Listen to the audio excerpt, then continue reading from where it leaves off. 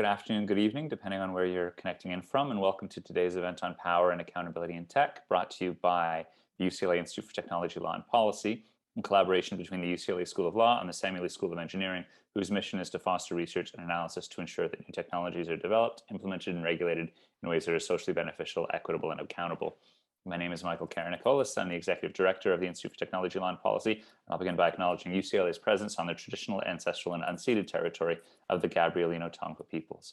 For those of you who've been tuning into our events over the past few days, we've heard a lot about the growing accountability gap in the tech sector, particularly in terms of the tension between the growing power and influence of private sector entities and the failure or inadequacy of traditional governance or accountability mechanisms in providing public oversight and control over these insular, closed corporate structures.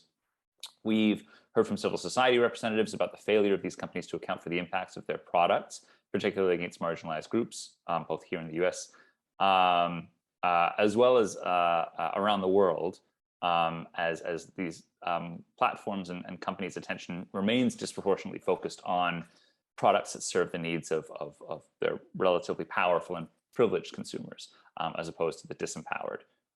We've heard from regulators about the technical and jurisdictional challenges they face in trying to impose local rules in this sector. We've heard cautionary tales about the consequences of poorly drafted legislation and how that can serve to make many of the problems I listed above worse or have other unintended effects. And we've heard from representatives of the tech sector as well about the legitimate challenges they face in building a responsible framework for the exercise of this enormous power. Today, we're going to get a bit more concrete in terms of understanding the problem and the potential solutions that are available, starting with 2 sessions this morning, which aim at scoping potential regulatory responses, and then following that 2 other sessions in the afternoon to explore the evolution of governance and accountability in the tech space. We're also going to have 2 sets of paper presentations from some brilliant young scholars who are working on issues in this space that will run from 12 to 1 p.m. and then from 2:30 to 3:30 p.m. Pacific time. It's a really incredible roster to discuss these issues. I am both enormously appreciative that so many first-rate thought leaders in this space have been generous enough to accept our invitations for today, and very excited to hear what comes out of these discussions. So I will jump right into introducing the first panel, which will focus on the challenge posed by concentrations of power in the tech sector. Nikolas Guggenberger is the Executive Director of the Yale Information Society Project and a lecturer and research scholar in law at Yale Law School. His research focuses on the intersection of law and technology, specifically antitrust, platform regulation, privacy, and the future of private law. Nikolas has frequently advised government entities, served as an expert witness and on advisory committees, mainly on matters related to financial technology, financial markets regulation, digital policy, and media law. Kate Klonick is an assistant professor of law at the University at St. John's University Law School and an affiliate fellow at the Information Society Project at Yale, whose groundbreaking work on content moderation platforms has been featured in the Yale Law Journal, the Harvard Law Review, the New York Times, New Yorker, the Atlantic, the Guardian, Lawfare, Slate, Vox, numerous other publications. I'm pretty sure I cite her in just about every paper I write. James Park is a professor of law at UCLA School of Law. He is an expert in corporate law and securities regulation, whose research examines the regulation of securities fraud and corporate governance in public companies. Professor Park has written more than 20 law review articles that have been published in California Law Review, Duke Law Review, Journal of Empirical Legal Studies, Michigan Law Review, and the UCLA Law Review. And his book, The Valuation Treadmill: How Securities Fraud Threatens the Integrity of Public Companies, will be published by Cambridge University Press in 2022. And our moderator today, Jane Bambauer, is a professor of law at the University of Arizona, who is also our affiliated visiting faculty here at the UCLA Institute for Technology, Law, and Policy. He is also an expert on First Amendment law, big data, and privacy, and is co-deputy director of the Center for Quantum Networks. Jane, I will pass it over to you. Thank you very much, Michael. Okay, so our panel is discussing concentrations of power in technology, and I think we'll wind up discussing both the causes or what causes concentrations of power, as well as what those effects are and whether they're exclusively negative. But I want to just start by giving each of our panelists a few minutes, 5 to 7 minutes, to bring their perspective to the pretty broad question of why there are concentrations of power in tech. And I'll start with Jim Park, who comes from a slightly different background from the rest of us, where his expertise is in corporations and security regulation. And I think that that's a useful perspective to have to bring to a tech policy conversation. Thank you very much, Jane, and thank you, Michael, for inviting me to participate in this conference. As Jane mentioned, I study securities regulation and corporate governance. And so to me, the question of power is one that I view through an economic lens. And the thing that is really extraordinary to me about big tech and even emerging tech companies is the willingness of investors to assign very high market valuations to these companies. Facebook, as I looked today, is worth more than $900 billion. Google is approaching $2 trillion, and Amazon is around $1.7 trillion in market capitalization. Even more extraordinary is that much of this growth has happened in the last year and a half or so, since the pandemic. We've seen Google double in size in the last year and a half as investors increasingly are betting on the belief that these big tech companies will continue to dominate in ways that more traditional companies are unable to do so. These valuations are backed by substantial profits, substantial earnings in the tens of billions of dollars. These big tech companies have built very strong businesses in very short periods of time, but their valuations are largely based on the assumption that their market dominance will not only continue, but to grow over time. You can't explain Google's $2 trillion market valuation based on its earnings of about $40 billion or so in the last year or so. What are the benefits of a high market valuation, a high stock price? One, obviously, is you have greater access to capital, and you can use that money to invest, to expand your advantage over your competitors. And in some cases, you can even use a high stock price to acquire your competitors and basically prevent them from challenging you at some point in the future.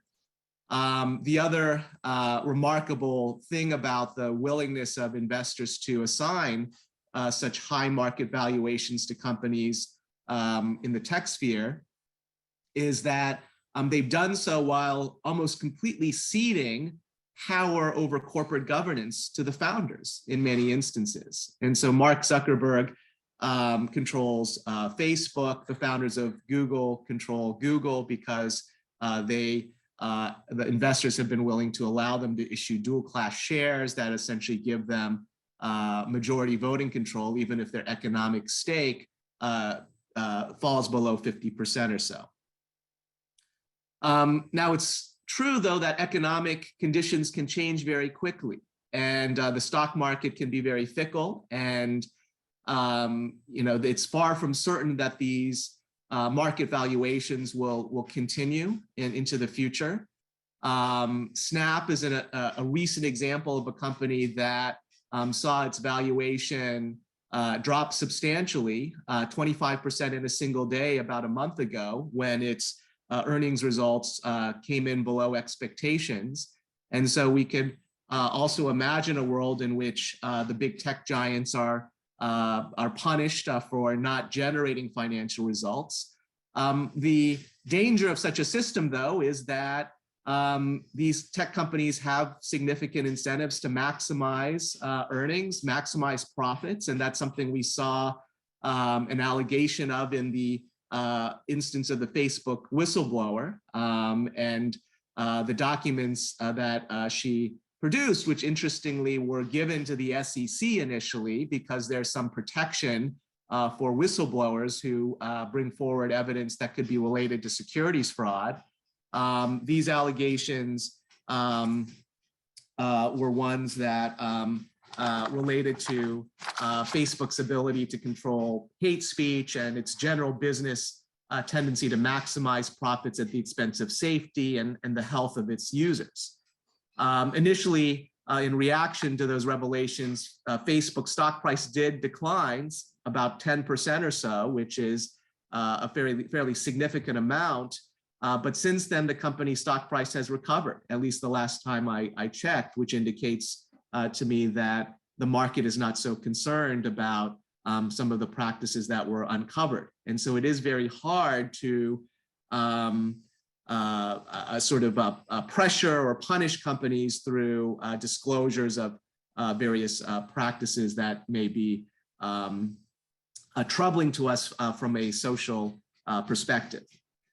So in the last minute or two, I'll talk about potential solutions. Are there solutions that we can imagine through corporate law or securities regulation that might check the power of big technology? One possibility is perhaps the problem or issue may resolve itself as interest rates go up. Market valuations will naturally fall.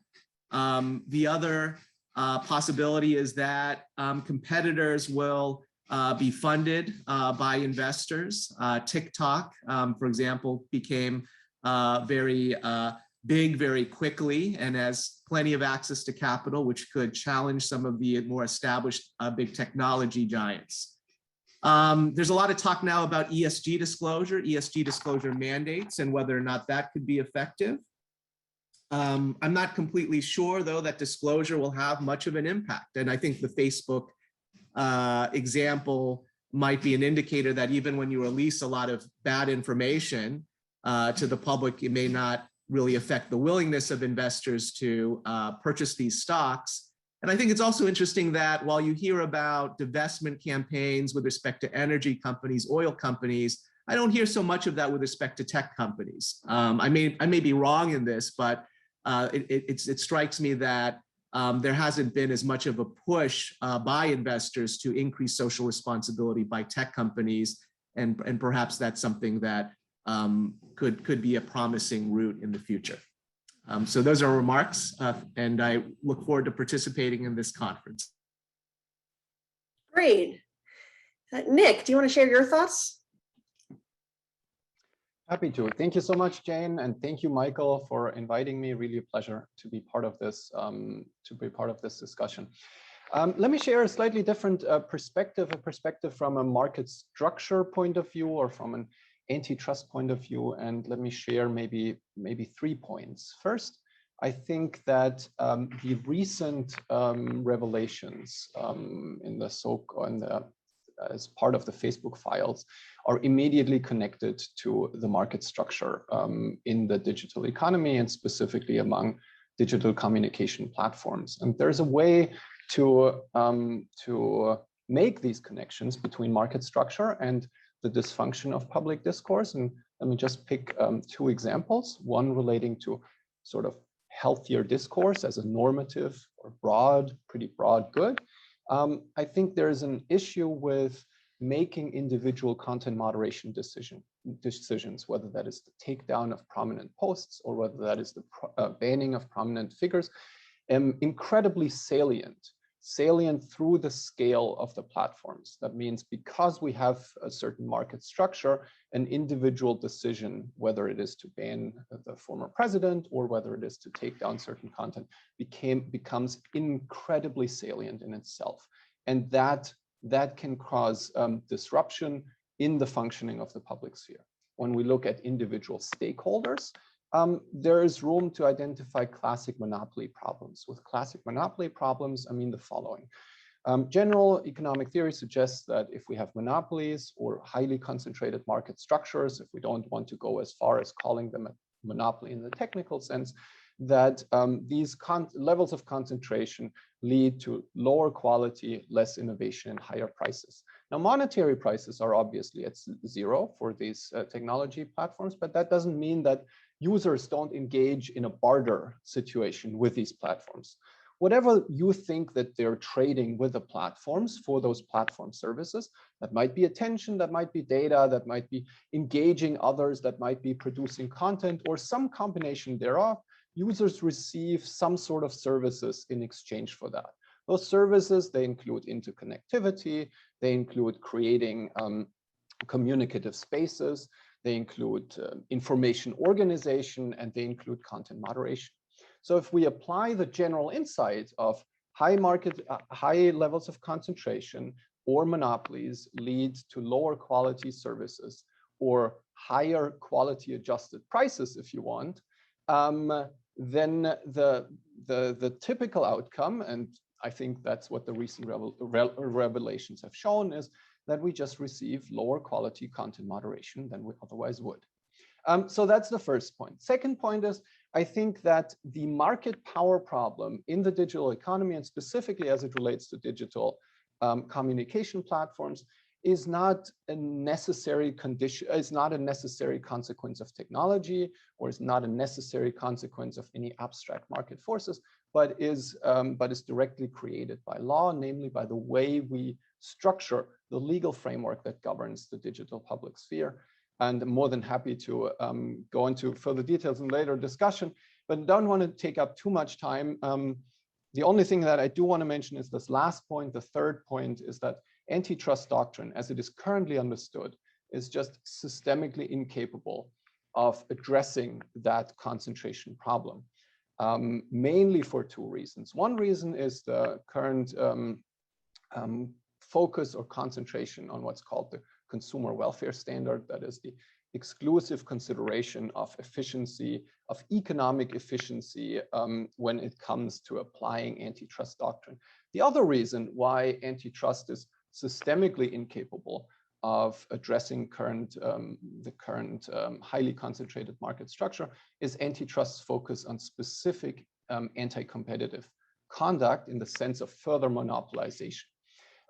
That is, and the reason why that is that many of the things that have been criticized about Facebook and about other online platforms is not objectionable conduct in an antitrust sense. So yes, there is objectionable conduct, plenty of it, but not necessarily as it relates to content moderation. So the fact that Facebook decided to either ban Trump or not ban Trump, to take down a post or not take down a post, to amplify certain voices or to not amplify other voices, to potentially have a bias in whatever direction one thinks there might be one, all those are not objectionable in an antitrust sense. And so in that regard, I think antitrust doctrine is just, for systemic reasons, as it is currently applied, incapable of addressing the core of the problem within the digital public sphere and within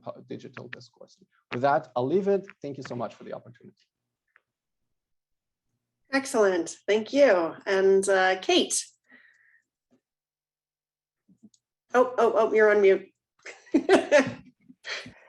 Sorry. Okay. Yeah, thank you so much. And I actually am going to kind of tie together Jim and Nick's remarks, I think, in a couple of ways. One, I really appreciated the emphasis on the size of the platforms and their current valuations. But I think to bring this to like out of the SEC context and kind of more into the FTC and antitrust context that Nick raises, I think, which is like where we're currently seeing kind of most of the discussion around power kind of happening. I think that you have to go back to the very true kind of antitrust adage of big doesn't mean monopoly. Like just being big and being very, very large does not necessarily mean that you're engaged in anti-competitive practices, or even practices that, I should also point out, practices that are bad for consumer welfare or that hurt the consumer price, or that take an unfair advantage of the consumer price index. So that kind of being said, that's kind of to Jim's large point, and then pivoting kind of to the antitrust point, I want to talk really briefly, just to kind of put some really fine points on it, about how the FTC, in its amended complaint against Facebook, like is currently defining the market that it is trying to claim that Facebook has an unfair advantage of power in. And so if you are familiar with kind of, and I wasn't, because I'm not an antitrust person and have just spent a really, actually, I know this is going to sound weird, a really wonderful 5 to 6 months reading and learning everything I can about antitrust and kind of trying to become expert in this. But going through kind of the definition of market, where you have a market defined as loosely defined as substitute where goods are substitutable, and then kind of moving into figuring out how much of a power share that the individual corporation that you're targeting for the antitrust action has within that defined market, and that being those two things alone being huge sources of contention, because depending on how large you draw the market, basically changes your denominator and changes completely how you're going to calculate the amount of power that a given corporation has within that market. And of course, as Nick points out, we don't have a very handy tool that has developed over the last, I would say, 40 years in antitrust analysis, which is trying to peg kind of consumer welfare to consumer price index or other types of ideas like that. So because we barter kind of our attention or other types of things against, instead of a pure kind of monetary or fiscal payment for services on most of these platforms. So all of that being said, the FTC in its amended complaint does this really interesting job of defining social media platforms, which I was kind of a little bit horrified to see that this was how the market was being defined, because I don't actually think that it speaks to how it's not a very natural definition. Not only is it not natural, it doesn't actually address the harms that I believe that the antitrust movement is actually concerned with at the end of the day, which, as Nick kind of points out, are these ideas of kind of what a public, having a digital public sphere that is robust and having a conversation that is robust, or having kind of any of these types of things, and or worrying about individual harms to consumers that have perhaps, which is generally not conceived of as something in antitrust, but is in these some of these neo-Brandeisian kind of and the Lena Khan movements of antitrust that have kind of taken shape, that are forward-looking, that there are these kind of ideas that we would like to have a more holistic sense of quality, innovation, and build that in and not have such a confined and rigid kind of quantitative measure in consumer price index as we're looking at kind of measuring the power of these actors in these given markets. So all that being said, the FTC amended complaint basically does this very narrow definition of social media platforms that basically I'm trying to pull up. I have it pulled out and I think it's like dug too far into kind of my notes, my recent paper, but it's essentially that they define it as Facebook is in competition with Orkut, MySpace, and Instagram, Facebook Blue being the main thing, and that these are like obviously pro platforms that have died or have like kind of or ceased to exist as very strong or very robust in any way, but that we might see as natural competitions to competitors to Facebook in some type of way. And so for example, they decide not to consider TikTok as a competitor to Facebook because TikTok is not geographically in the same realm as Facebook, which seems completely wrong, especially as TikTok just surpassed Facebook in the $3 billion or 3 billion user mark of global users. So that's kind of a crazy kind of metric. YouTube is not in the same thing as Facebook, but not for the reasons that you might think, which is that it's a video medium or something primarily, but because, as they say, it is a broadcast medium, which doesn't also seem to parse with any type of functionality of like these other types of services.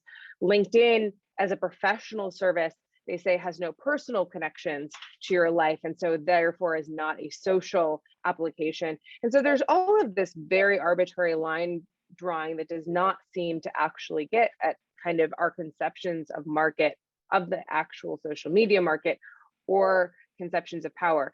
And the only reason I point this out, and I do want to say that like this is a definition that Judge Boasberg, the district court judge that's hearing this complaint, accepted from the initial complaint that was filed by Commissioner Khan's predecessor for the FTC. So there is a reason that they've just kind of taken this low-hanging fruit and not bothered to have a more sophisticated definition and a very narrow definition. But besides that, I think that there is a really bad precedent that we're setting here if we allow this to actually be a definition that is taken up into doctrine, antitrust or otherwise, as any type of kind of salient definition of power or market. And so I think that that is kind of, for me right now, that is kind of the where the rubber meets the road in terms of matching kind of the size arguments that we're hearing from that Jim kind of did a wonderful job of outlining, but just the massive size and valuation of these companies, and like the anti-competitive practices that Nick kind of touched on with the antitrust, and trying to see if antitrust is a remedy. I tend to side with Nick here but in particular, I think that structural antitrust breakup as a remedy is probably the worst solution to this if there is a consolidation of power, to the consolidation of power that we're seeing right now. So thank you so much for having me. Yeah, so that gets toward a question that I do want to come to, which is whether, even if what we're talking about is market domination of a monopoly sort, whether that's necessarily bad for consumers. And so we'll pick that up in a minute. But I am not convinced. So I want, the three of you or a subset of you to try to convince me. I am not convinced that Facebook looks like a monopoly. When I look at its behavior, it looks in fact like it is defensive, that the reason it's trying to maximize engagement is that it's trying to keep its users engaged, meaning not going to use their time to do something else. That many of the complaints about its content moderation come from the fact that consumers don't actually agree on what they should be doing. And so therefore Facebook is sort of waffling around. So to me, I guess, although it is big in the sense of it has lots of users, all those users can engage with other platforms at the same time, right? Like being on Facebook doesn't preclude you from also being on Snapchat or some competitor. So I guess are the three, are the three of you can maybe Nick in particular, I want to hear why we should be so confident that Facebook is engaged in is not doing a high quality services. Maybe this is as high quality as it gets when the consumers themselves are super fractured. Yes, so thank you for that. Let me try to start from the beginning. So you said they are acting defensively because, and that shows in a way that they try to maximize for attention. I would understand a behavior that maximizes for attention, or I could understand a behavior that maximizes for attention, either as an expression of fierce competition for attention, or as a low quality service of a monopolist. So that is true. It's not the fact that there is maximization for attention in itself doesn't necessarily mean that that needs to stem from monopoly. So absolutely granted. The second point on whether they do or they do not have a monopoly position, market shares and market definitions that underlie these market shares, that's one way of looking at whether there is a powerful situation in the market. Other ways to look at that is the self-perception of companies. The FTC has provided ample evidence in its complaint how Facebook sees itself in the market, how Facebook wanted to buy and did then acquire other companies in order to strengthen its own market position, and by their own account thought that they were successful in doing so. So that would be a different perspective. And a third perspective, you alluded to the fact that users can, of course, use several platforms at once. That is factually absolutely true, and it's hard to object to that. It might hark back to the old to the former FTC line of competition is just a click away. The question then becomes, does that actually reflect what's happening in the ground? And while consumers can, in fact, do that, if we look at what consumers do, that's just not necessarily reflected in their behavior. So consumers tend to subscribe to more than one communication platform on average, that is true, but to very, very few on average, which is also true. So now we have to ask, why do consumers only subscribe to so few platforms? Well, one might be just consumer inertia. So consumers might just not be willing to have that many apps on their phone, or to deal with that many interfaces, or to log into that many services, or whatever that is. And the other clearly competition hampering factor, that's network effects. It just only makes sense to be on a service, at least as long as we don't have interoperability standards, when there are lots and lots and lots of other people on there.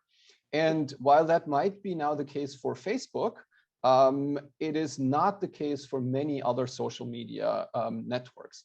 I don't think that TikTok and YouTube are competitors to Facebook in a sense that they could substitute the product. So just because I subscribe to Facebook doesn't mean that I could get those same services from YouTube. I can't chat with people on YouTube, and I can't host an event on TikTok. So the package that I get as a consumer is really not replaceable by any of the other large platforms.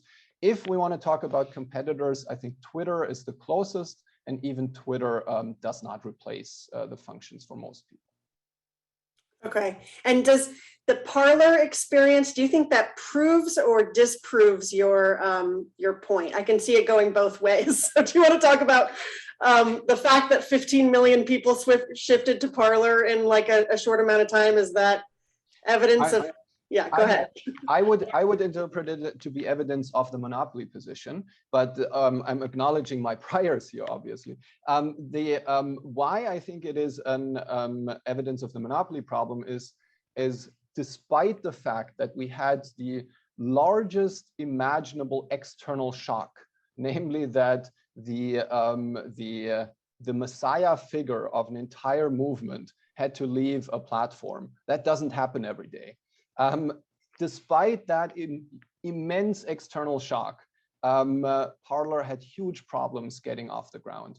And if we put the 15 million people in relation to Facebook's customer base, or only in relation to the people who might have been inclined to switch to a network that still tolerates the former president's content, that is an incredibly meager amount of people that are willing to make that switch. And it's natural. They don't want to leave their grandma behind. They don't want to leave their friends behind just because they don't see content that they would like to see anymore.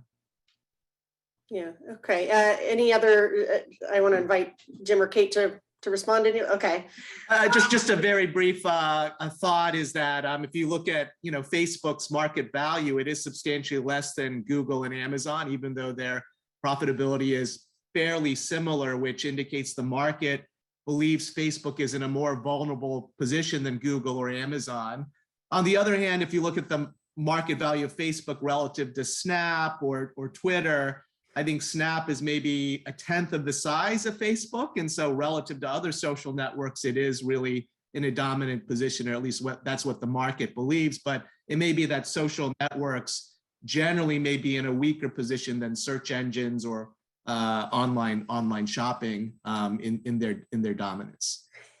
And Jim, is the history of Facebook's decision to buy Instagram, is that an example of the phenomenon that you're talking about, where because it has all this excess capitalization that doesn't really make any sense, in a way there's like a collusion even between stockholders and the company to go ahead and maintain the dominance, and so that gives them the opportunity to buy a competitor? Is that?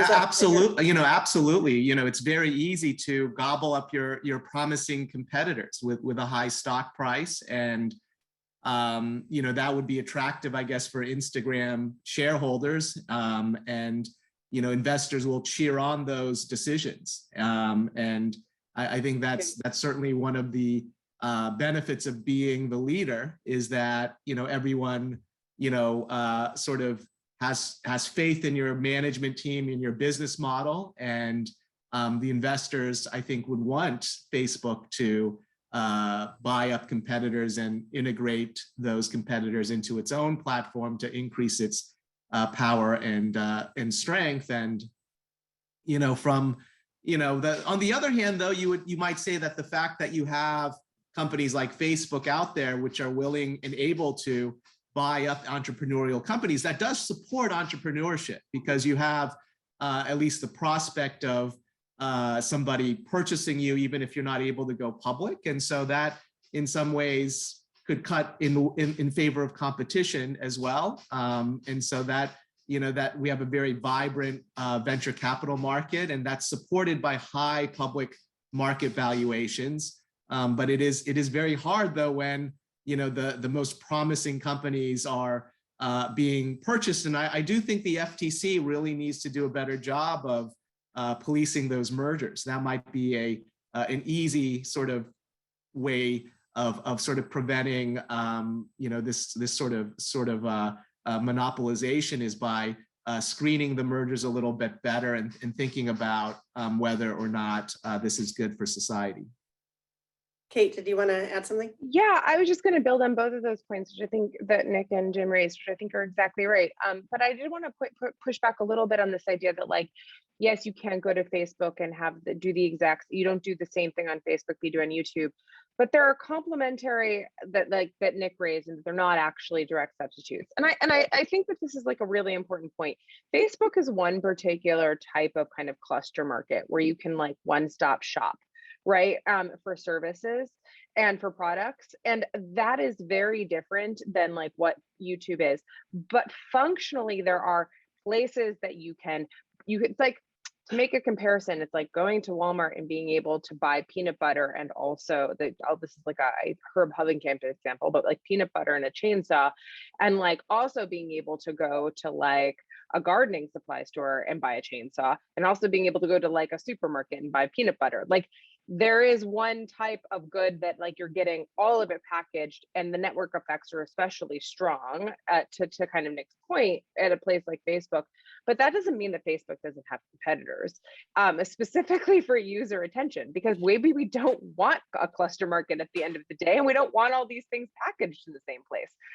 And so that's like a reason you're seeing these standalone products like TikTok that kind of like offer a specific group of services to individuals and a specific isolation from other types for privacy reasons, and like from other types of services and other types of platforms.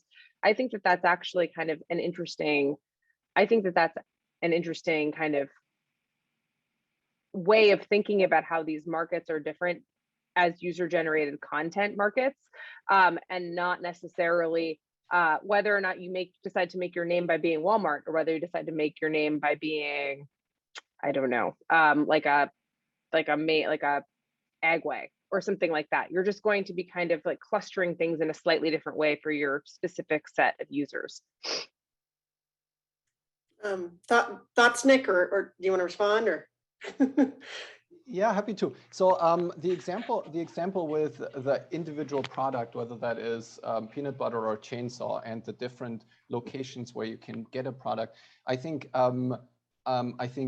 works the other direction as well. Namely, if we look at retail markets, we would usually assume that Walmart is in a different type of market, in a different type of category of market than Home Depot is, and then the small corner shop around in the neighborhood is. And that is very much because they offer a different set of services. So we can't just look at the individual jar of peanut butter that might be sold at Walmart and might also be sold at a Hilton hotel at the breakfast bar, right? Or at least a small version of the peanut butter.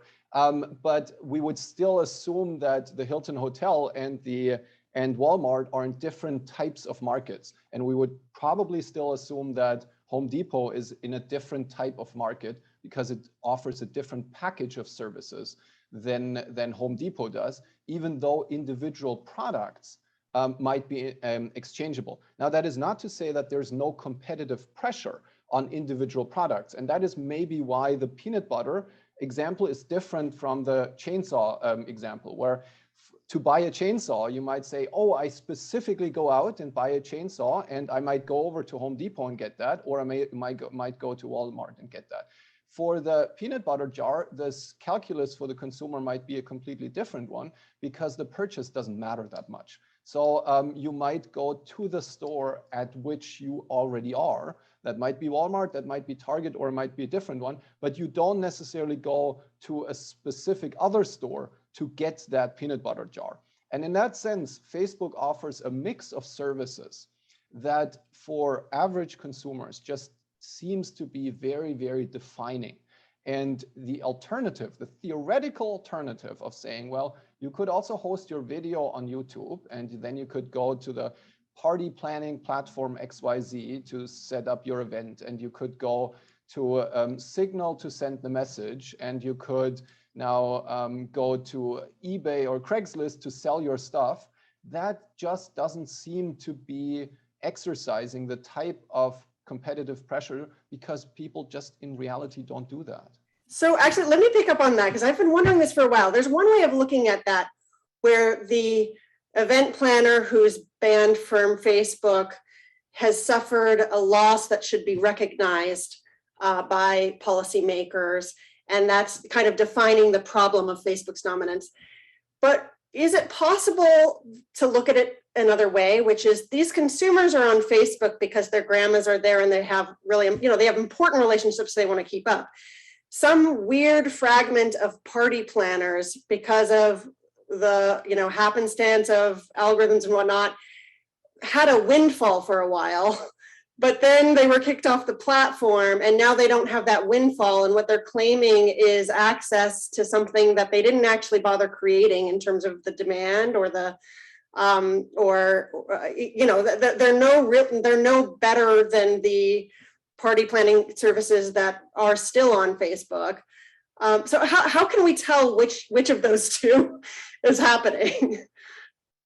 Is the peanut butter really worse on Facebook, or is it just that one peanut butter company used to get a lot of business and now it's going to another peanut butter company? Does my question make sense? I guess I'm missing a little bit what the party planner metaphor is at all. I don't understand. Are you saying that people now can plan their own parties through Facebook and they don't need to hire a party planner, or were there specific people that were kicked off? I don't. Right.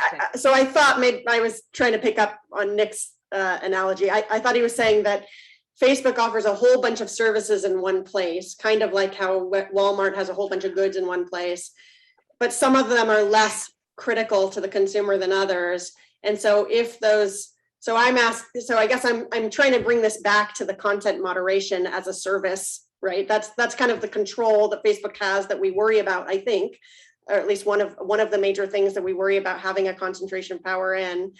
So if they kick out some of those services or reduce access through changes to the algorithm, or if they use their power in some way to sideline some of those less important services, is that a harm to the consumer? Is that actually bad?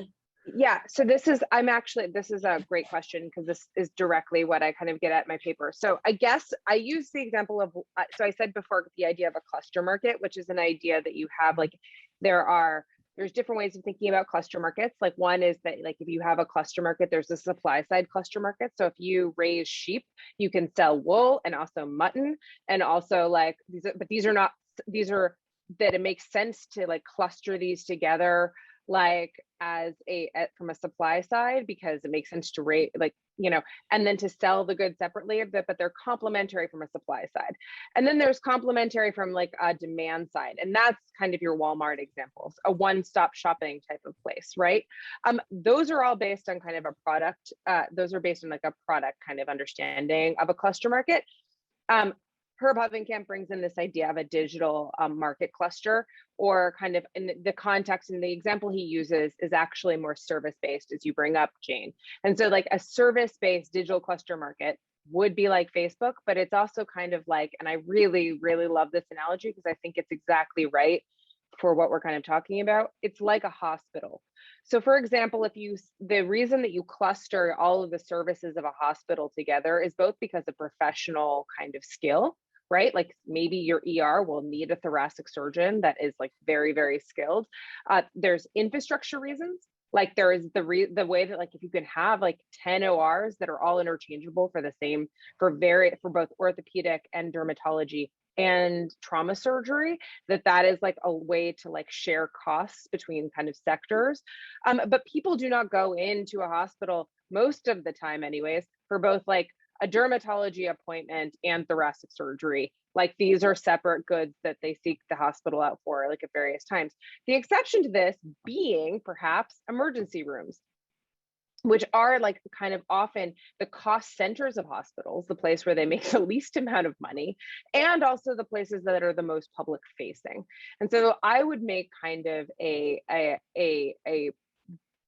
comparison in this way to kind of the content moderation services that Facebook provides as being kind of like the ER. They are this giant cost center, and they draw off things like these consumer generating centers that would be akin to an orthopedic unit or a cardiology unit, which are typically the most high revenue creating centers of hospitals, and then kind of cross-subsidize both cost, professional skill, and the infrastructure, the back-end engineering infrastructure to basically fund the content moderation services that you see. So the fact that Instagram makes so much money allows Facebook's content moderation services to be more robust across all of its products, if that makes sense. More robust, like in terms of costs, in terms of how much they're spending, but also in terms of like the amount of intelligence and professional standards that they can share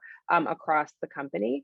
And so I kind of use that example because I do think that this is where we get into kind of a structural break them up kind of solution. If you want to break off Instagram or WhatsApp from Facebook Blue, then you do get into a thing of like, okay, you want to chop off the cardiology unit, which is your main revenue source and is funding your public facing ER. Like we're in this crisis around a digital public sphere right now, and we're at all of these individual harms that we're like, people are like want us to address from kind of from a public facing perspective.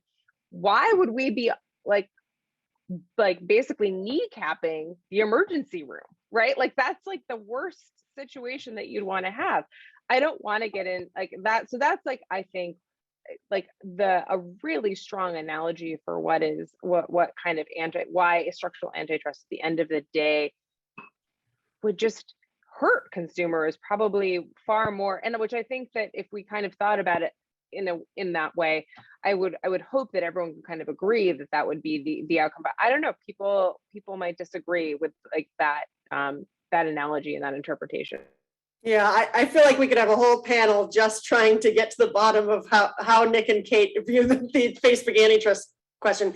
I do want to ask one more Facebook related question that comes from Michael on the chat, and this is the other side of the two-sided market that Facebook runs, digital advertising. So what is there anything different? Are there any other insights or things that we should be considering about Facebook's dominance in terms of being able to attract advertisers because of its access to personal data that it gets not only when people are actually logged in, like not only when they're using Facebook itself, but when they're logged in and looking at other parts of the web, et cetera. Is that side of the market? First of all, is it accurate to say that there is a concentration of power there? In this case, I think Facebook's major competition is Google, so that there are, the market is different, right? Is there more to worry about, less to worry about? Anything different from the dynamics that you've all talked about so far? One very, very quick point on that is that you might think of these advertisers as being stakeholders in Facebook and the company. I guess you could also think of the users as stakeholders, and that maybe an interesting alternative to sort of the more, let's maximize the share price. It might be a bit of a check on sort of decisions that are only going to increase profits, immediately. I do think Facebook does at least have some incentive to address, what could be long-term threats to its business, such as the hate speech, the lower quality, and I think what it's doing internally, I'm sure, is it's probably very worried about the impact on advertisers that the Facebook files may be having. I'm sure they're working like crazy in order to make sure that those advertisers are taken care of, given that they do have alternatives such as Google. And so I do think it is sort of a little bit of a different way of thinking about these advertisers. And I can't really speak though to the broader question of whether there's really such, there must be some market power. I mean, I think there really are not a whole lot of alternatives with the reach of Facebook. And so I think that certainly puts them in a position where they do have some market power here because of the number of users and sort of the package of services that they put together. Yeah, Nick, I know your paper, your working paper, has some interesting insights about the kind of unintended consequences of things like data privacy law or the lack of requirements for interoperability. I think that has to do both with the advertising side of the market as well as the the user side. Can you share what you're thinking there? Yeah, happy to. So the main point there is to say that the level of market concentration that we see in the digital economy, broadly speaking, and among digital communications platforms specifically, is one that's immediately created by law. And I believe a central role in creating this concentrated structures play laws that create exclusivity online. That is to say, they create something like property, obviously not property in the doctrinal or physical sense, but something like property online. And there are a whole bunch of laws that contribute to that situation. One is the Computer Fraud and Abuse Act that at its core is defined to prevent hacking, but in practice goes far beyond that. A part of that is also the IP protection that's at the core of many of the leading digital platforms. And so, for example, Google's algorithm is patent protected or has been patent protected. Facebook's news feed, at least according to Facebook, is protected by trade secret law. And the issue that I see with large networks is that they can basically leverage that core protection, that core exclusivity throughout their large network, and can build network effects on top of this, whatever you want to call it, property or quasi-property at its core. And this exclusivity, that is not sufficiently countered by a legal regime that provides for a redistribution of those network effects. And so in a sense, we can understand these laws or as a legal framework that allocates network surplus, so the surplus that networks generate, to individual platforms and doesn't spread it through the market. Other types of legal regimes would spread that surplus through the market, and interoperability, that means mandates to exchange information to allow for communication beyond the boundaries of networks. Those are the kinds of laws that would spread network surplus throughout the market or throughout society. It would lead to size becoming less of a factor and quality of service other than size becoming more of a defining or determining factor. And if we want to look at a practical example, then telephone networks are one practical example where we take it for completely granted by now that an AT&T customer can call somebody who is subscribing to Verizon or to T-Mobile And for some reason in the platform sphere, we have not pursued that route, meaning a Facebook customer cannot message somebody who is on Twitter, cannot message somebody who is on Signal. Why? Because there is no mandatory interoperability between those platforms. And what that means in economic terms is that the size of the network matters much, much, much more than it otherwise would. Let me make sure I also understand the background. Like, what prevents a new company from being creating basically a digest for people by creating profiles for them or maintaining profiles for them on several different social media, but then allowing them just to come to one central app or something to see and react and respond to everything? Is that a CFAA violation because of terms of service, or is there some other thing that prevents a market solution here? It would definitely be a violation of the terms of service of the leading platforms. They all prevent that. Whether or not it is also a violation of the CFAA, of the Computer Fraud and Abuse Act, is slightly questionable. Older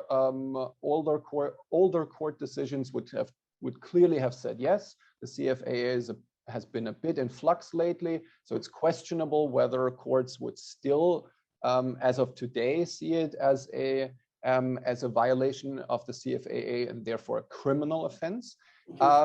I think with some creative lawyering, you can still structure your terms of service and the cease and desist letter in a way that would make the full copying and scraping of the entire social graph a violation of the CFAA, specifically if you included certain technical protections in your website. So yes, terms of service clearly prevent that. CFAA might prevent you from reverse engineering. And IP protection might as well, but that very much is a question of the individual case. Great. All right, so it's almost 10 o'clock. I want to invite the audience to participate either by adding questions to the chat or raising your hand. In the meantime, though, I'll ask maybe again or in a slightly different way the question about how we can tell whether domination is good or bad for consumers or for society at large. So what makes market domination? I think we've been focusing a lot on social media. We don't have to. We can take this, feel free to pull this into other tech spheres, but are there indicators that concentration and domination would be either good or bad? Network effects are a good thing in a sense and in many senses. So how can we tell when domination is itself a problem?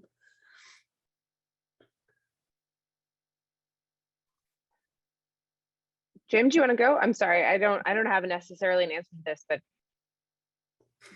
well, I do think that the reactions that we're seeing just in the public sphere are a powerful sign that something seems to be going wrong. And on the other hand, what I missed that. What in the public sphere? Just sort of the reactions, the criticisms of Facebook, Google, Amazon, and just how they really resonate with people. Now, on the other hand, this is kind of a common tendency in the US. You think about Microsoft decades ago, IBM, US Steel at one point, that we are very wary of concentrations of corporate power, and we're very very suspicious of corporate power, and so you might think of sort of what we see, the concerns about these various big tech companies. Is it sort of just similar? Is it just part of a similar pattern where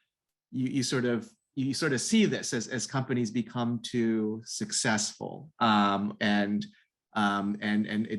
there's sort of a reaction to that, but it's hard to measure. Is it, I do think there is very real cause for concern, and I do think that even though I mentioned the disclosure of Facebook's practices has not really affected its stock price that much.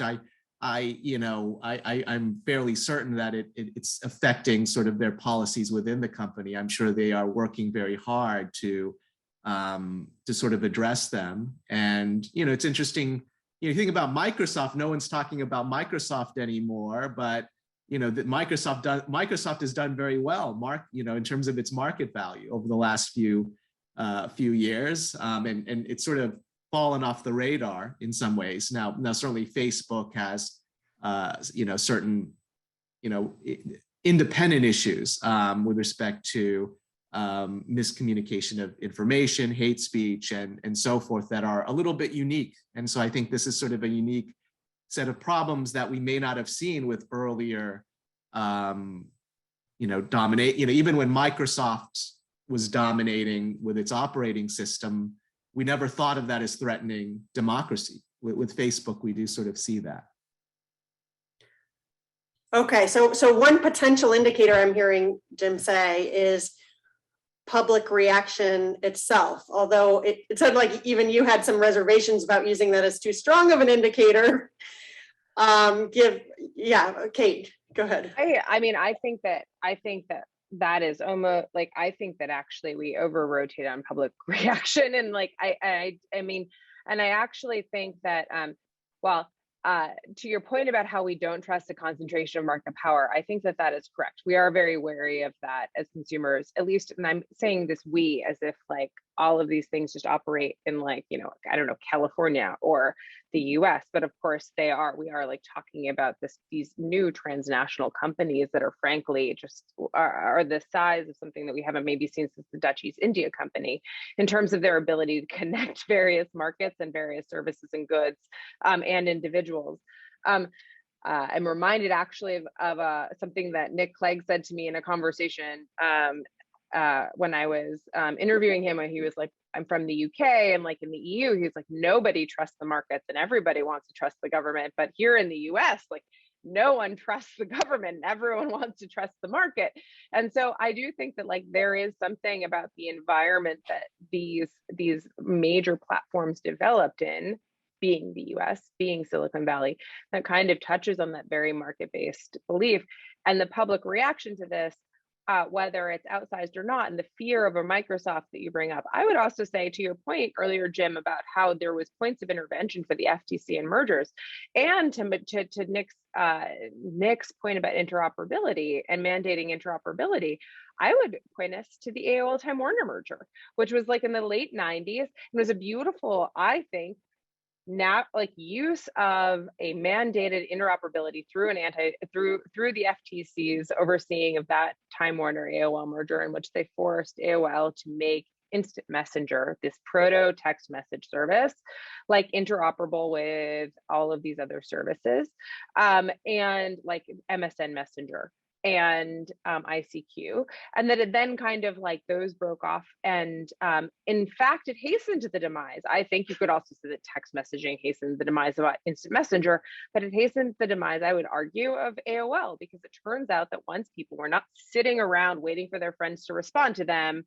like I did for all of high school, AOL wasn't a great service. It was full of pop-up ads and crappy People magazine type headlines, and it was not very usable, and it wasn't great. And so if I didn't have to be on it and I didn't spend time clicking through things, then their user engagement rate, which we didn't really have, that wasn't a ubiquitous term at the time, it kind of declined, and people went elsewhere.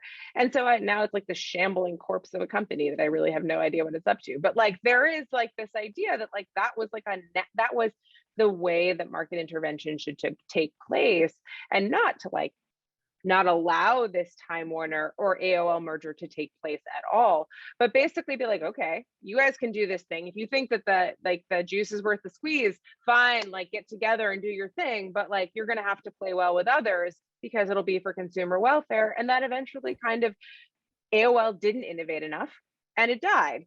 And I think that is, yeah. I'm really glad you brought it back to compelled interoperability, because I missed a couple questions in the chat that I now want to force you all to respond to, which is, doesn't that come with a conundrum related to data privacy, because consumers also, they want competition, but they also want data privacy. So how do you manage that tension? Nick? Oh, happy to take that. I think one needs to preface the answer to that with a question on what type of privacy we're concerned about.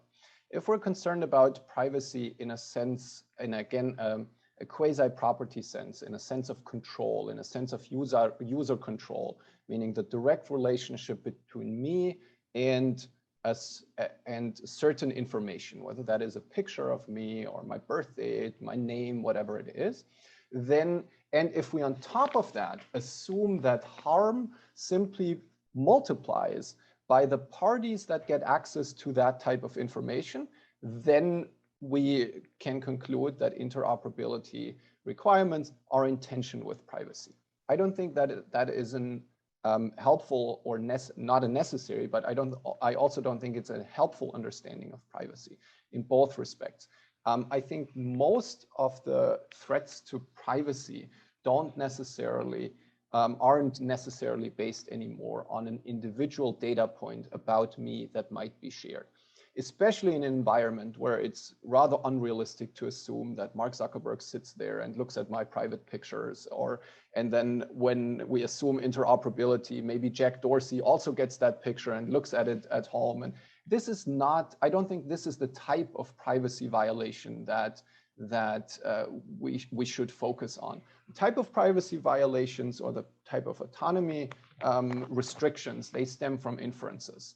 And inferences meaning there are huge piles of data, and companies or whoever uses that data, it might also be the government, can draw certain conclusions about me without having any of my direct personal information, without having any personal data of me directly. And if we identify that as the major concern, then interoperability doesn't necessarily make that better or make that worse. It just shifts individual pieces of data around. But the inferences from the piles of data, they can be drawn even without any sort of interoperability regime.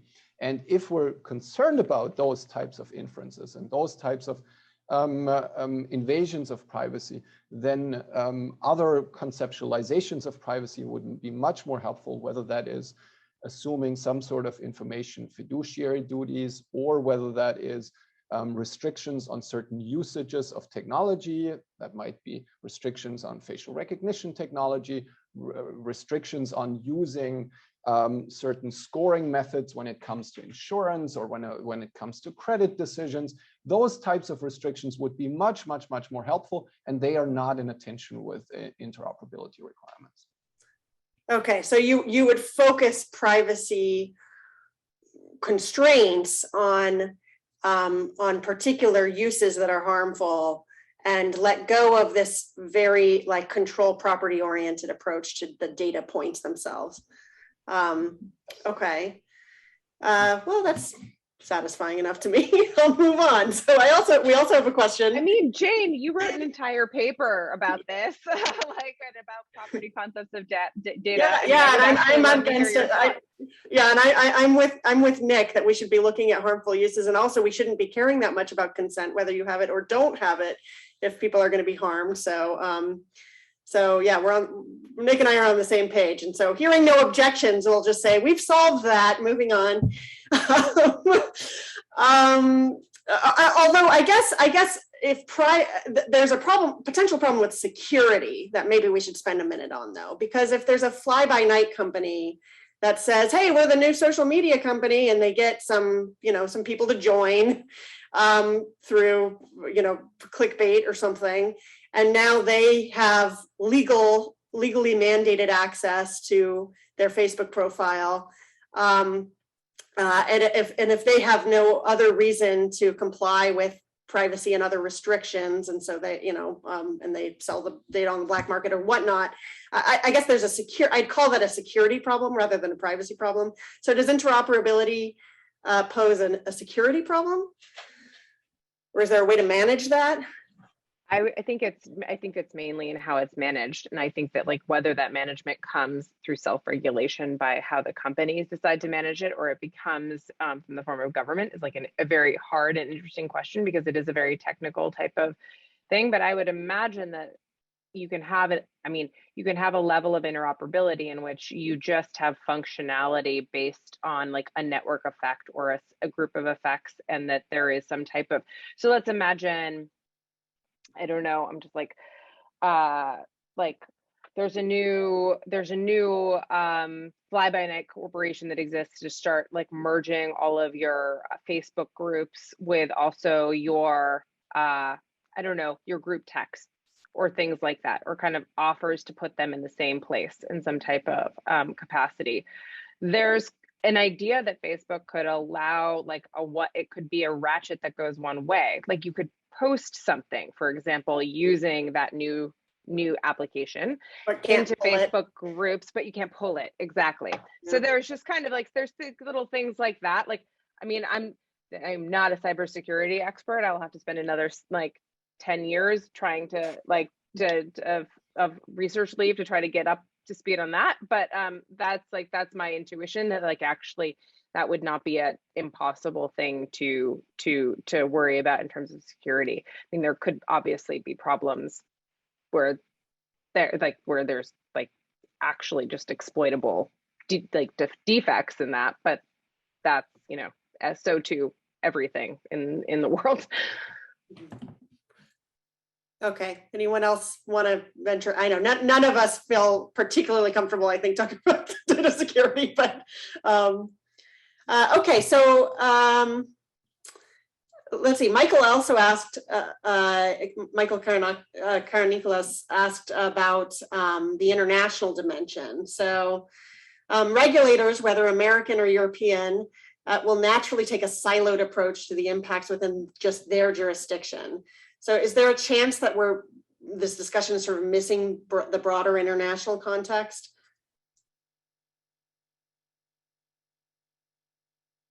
I mean, especially right now, I think the EU is taking a different approach, right? So how is that affected?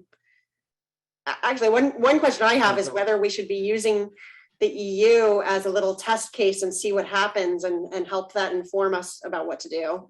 Jim? I only have a somewhat uninformed reaction is that you know, it might be that, you know, this is a place where the US is a leader in terms of developing these companies, and so I wonder if sort of the EU reaction might in some ways have sort of a different set of incentives, because you don't have sort of the kind of balancing of investor interests or, you know, the company's interests, and you know, because they're not your companies in a sense, and so yeah. I think in the U.S., you know, that might lead us to laxer antitrust enforcement, because, you know, we all have Facebook, Google, you know, in our S&P 500 index funds, and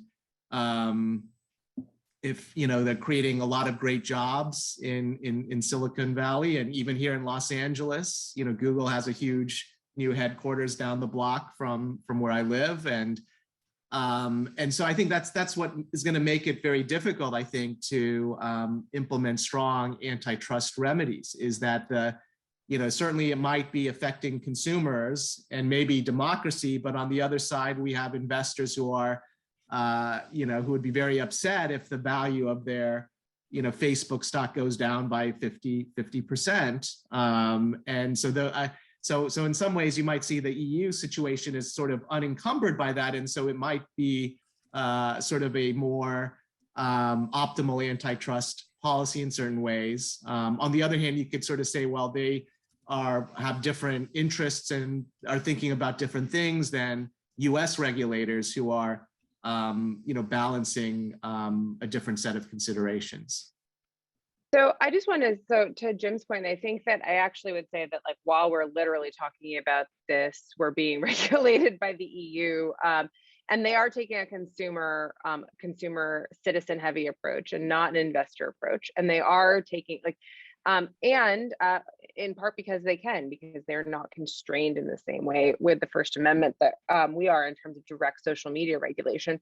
The point that I think is interesting to make, just to put some numbers on this, is that, like, I don't know, someone always corrects me because I raise it too much or lower it too much, but I think between 7 and 9% of Facebook's global users are inside the US, and the rest exist everywhere else, and which is a huge number. But I want to I would be amiss if I didn't point out that the average rate per user that they make off of every user is $56 for US and Canada. And the next closest is in the EU, and it is $14. So that is like a huge, it's kind of like your ER analogy again. It's right. Exactly. And if you think that they're not, and but I also want to point out, if you don't think that, like, the US market is, and the money that they're making in the US market is cross-subsidizing content moderation in global South, or could they do more? Oh my gosh, they could do so much more. I will be the first person to say that. There just needs to be more generally if you're going to have this type of interconnected kind of community. But if I understand you right, you're also saying, though, that there can be more because Facebook makes so much money off of Americans. But if the law in the US was more like Europe, much more restrictive on behavioral advertising, for example, or through other regulations, if it was just much less, if there was much less revenue coming in from American users, would that be, maybe they were, okay, there would be less. Yeah, that's potentially one of the things that, like, I think that's one potential outcome. But I also think that, like, but I guess my point is in the global sense, like, I don't think that, I just don't think that I think that there's also just kind of the point that Tim Wu and Jack Goldsmith made in Who Controls the Internet, which was kind of like that these companies will become proxies for governments to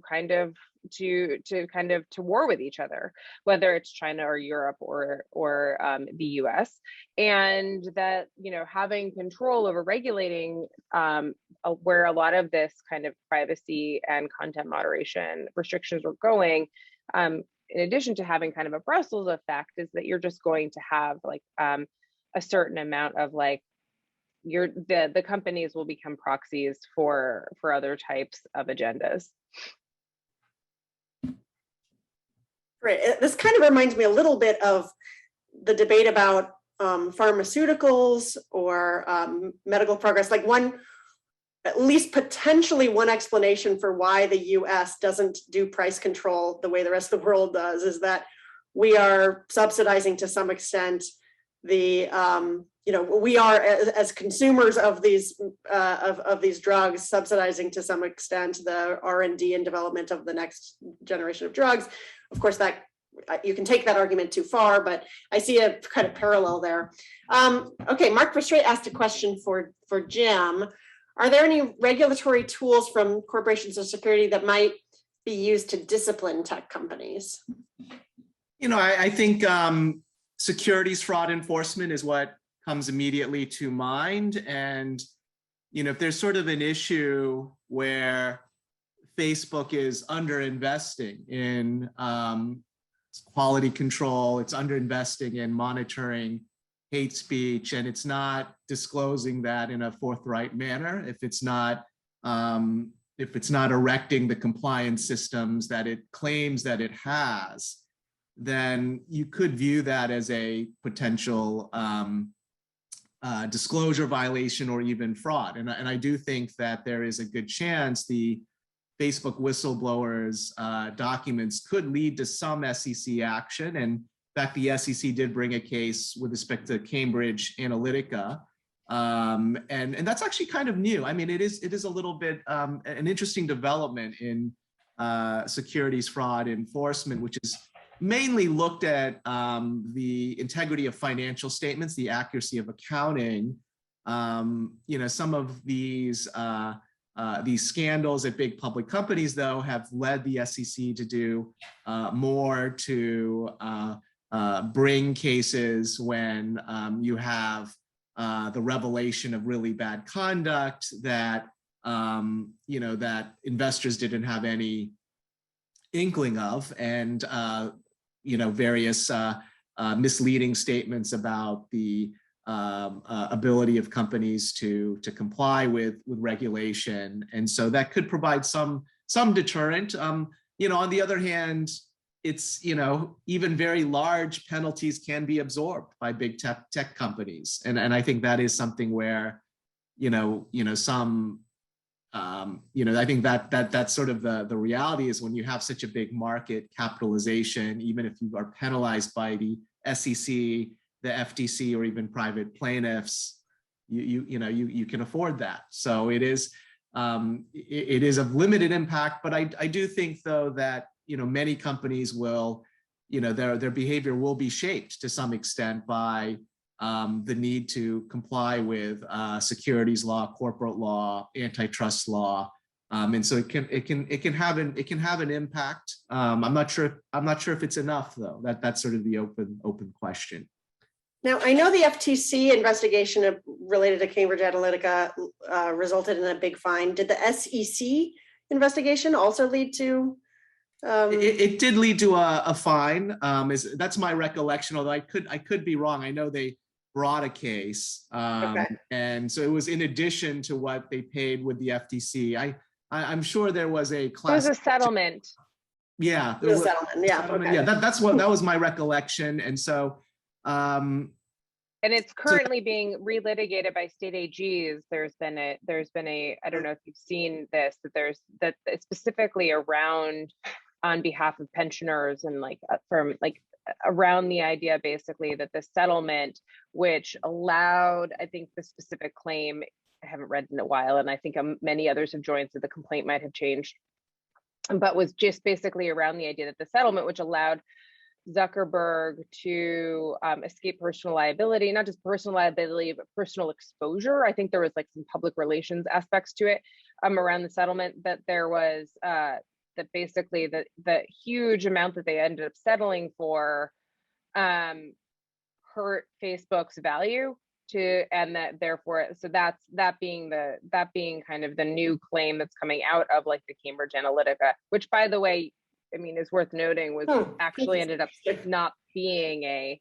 cohesive story that actually, though it had, despite that, had a public relations effect. So actually, okay, one last question from me, and then I'll let you each, take a minute to conclude here. On that, given that there is so much media attention, so many watchdogs doing their best, given background laws like CFAA to figure out what these companies are doing, and so much resentment of the companies, is public relations and kind of consumer protest, is that doing enough work, or is it doing any work at all to discipline companies that have a lot of power?